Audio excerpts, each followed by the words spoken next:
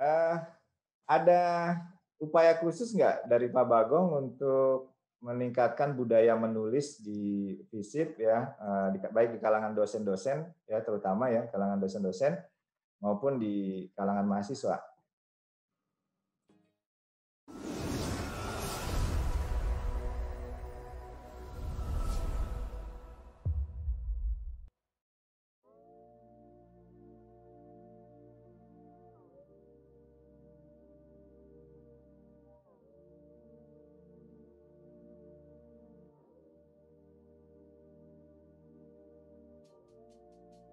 Pak Bagong kan sekarang jadi dekan nih di FISIP.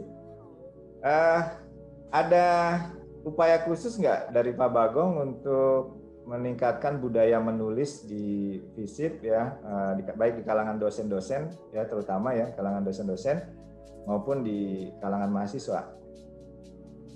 Tadi kan seperti Pak Bagong bilang kan, ya kekuatannya FISIP ya bicara, berkomunikasi, ya menyampaikan ide, gagasan, baik lisan maupun tulisan. Nah, di FISIP Unair ini apa yang Pak Bagong lakukan untuk meningkatkan budaya menulis? Atau di Unair sudah budaya menulisnya sudah bagus, sudah Pak Bagong tinggal belajar aja? Di UNER itu Pak Rektor sudah ada kebijakan. Kalau Pak Rektor itu seluruh fakultas, siapapun yang menulis di jurnal maupun di media massa itu dapat insentif. Lumayan nih, itu 1 juta Pak insentifnya. Oh gitu ya?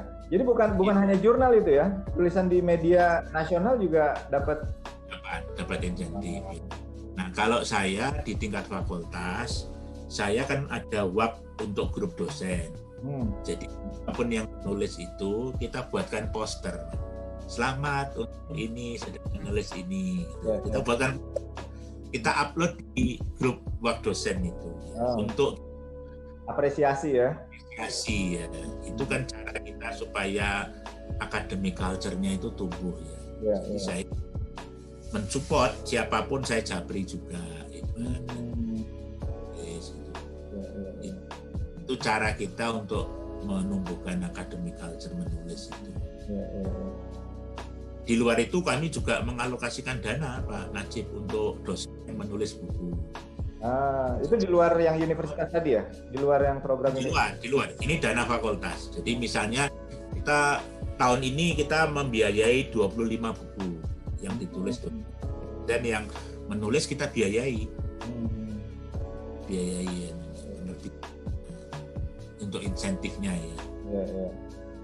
Ya, moga-moga itu moga-moga itu berhasil mendorong budaya menulis. Dosen kan menulis buku, menulis jurnal, menulis opini ya. Nah, kendalanya dosen kan selalu yang klasik itu Pak, sibuk. Sibuk nih, tanda petik sibuk.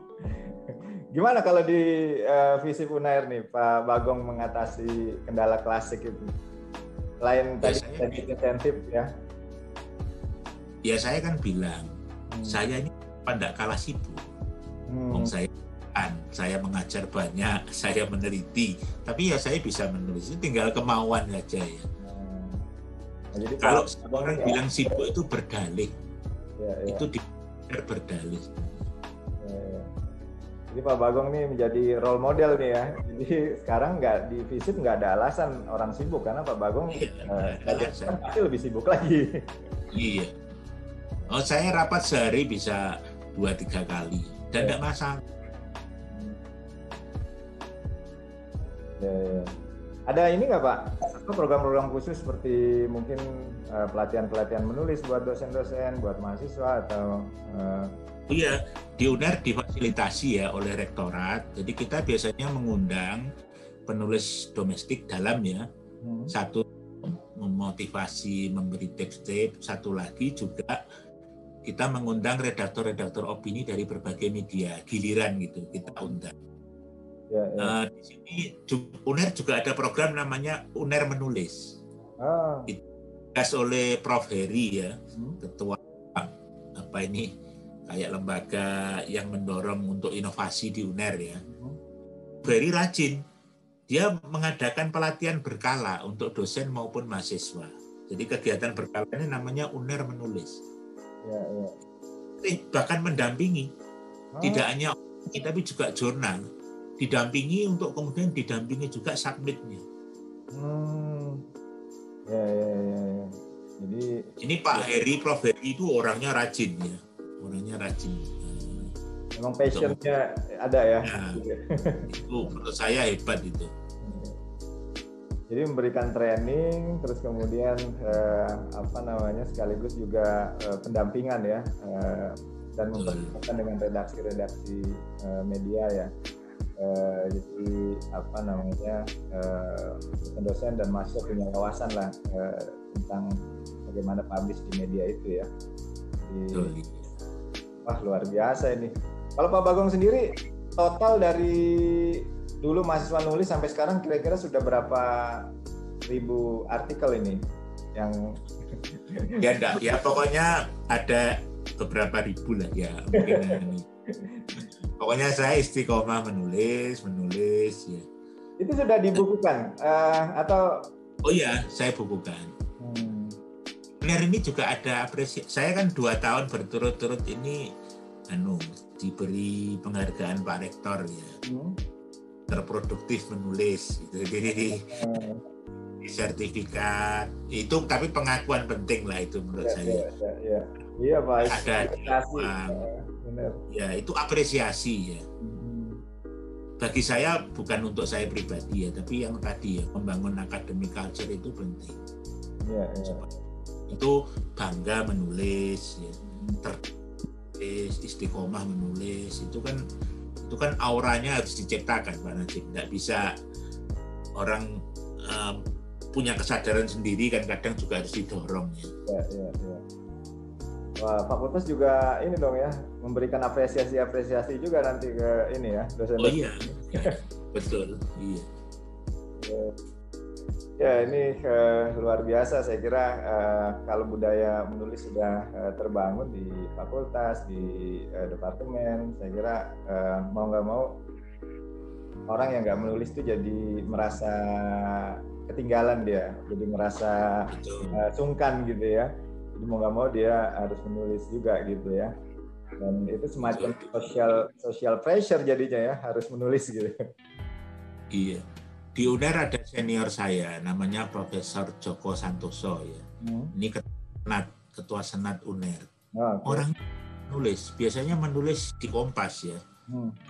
Pas di media Indonesia, itu dia menulis ya. Saya selalu bilang pada teman-teman FISIP, ini loh kedokteran saja bisa nulis, masa bisa. Jadi bilang pada teman-teman ya, itu kan couplingnya orang FISIP, tulis menulis itu. Kalau seorang dokter bisa menulis, FISIP enggak, itu menurut saya memalukan. Harus menulis, dia harus dipaksa menulis. Luar biasa ya. Jadi ya itu semacam social pressure jadinya, kalau nggak menulis malu gitu ya. Apalagi FISIP kalau nggak nulis malu gitu ya. Betul ya. Tamparan keras ya buat kita ya. Sama memang di fakultas ekonomi, manajemen juga sama ya. Kita kekuatannya ya memang menulis ya, karena kita juga nggak punya output fisik ya. Kalau dokter kan sudah jelas dia ini ya. Engineer juga jelas gitu. Tapi kalau ya ilmu sosial memang output kita ya tulisan-tulisan, selain tulisan opini, tulisan kebijakan, termasuk jurnal-jurnal ya. Tapi memang di situ tantangannya.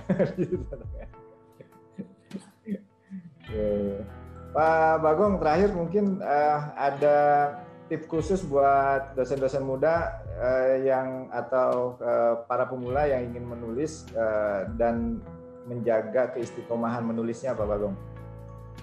Iya, tips saya sederhana ya. Menulis 20 kali tidak muat, kirimlah sampai 50 kali. 50 kali tidak dimuat, kirimlah sampai 100 kali. Itu kalau sudah terbangun mental seperti itu, maka kita akan jadi orang yang tangguh ya.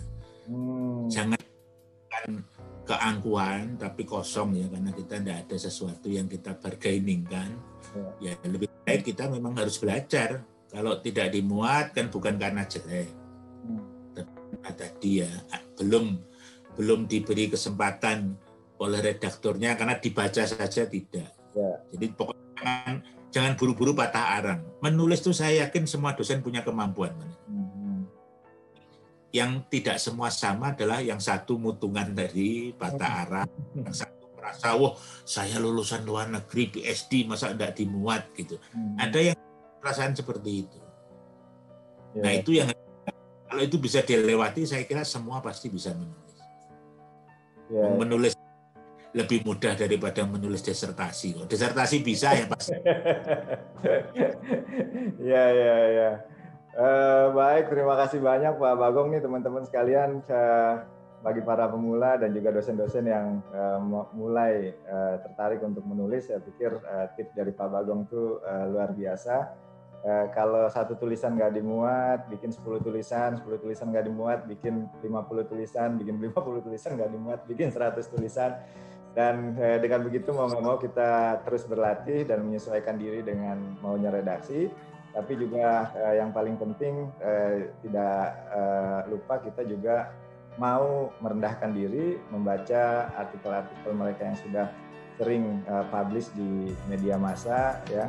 Tidak boleh mutungan dan tidak perlu harus merasa gengsi atau tadi dalam bahasa Pak Bagong merasa angkuh gitu, karena kita merasa pinter, ilmu kita banyak, tapi ketika kita tuangkan dalam tulisan ternyata nggak diterima. Nah, karena nggak diterima itu bukan karena tulisan kita jelek, mungkin karena tidak sesuai saja dengan kebijakan redaksi, ya, baik dari sisi kebaruannya, topiknya, kemudian juga mungkin gaya bahasanya yang belum pas dengan redaksi. Jadi bukan karena konten keilmuannya ya, Pak Bagong. Jadi kita nggak perlu mutung, pokoknya terus mencoba dan mencoba. Terima kasih banyak Prof. Bagong, inspirasinya, semangatnya. Ya, mudah-mudahan kita bisa mengikuti jejak Pak Bagong ini untuk meramaikan media massa. Iya. Assalamualaikum warahmatullahi wabarakatuh. Terima kasih banyak Pak Najib.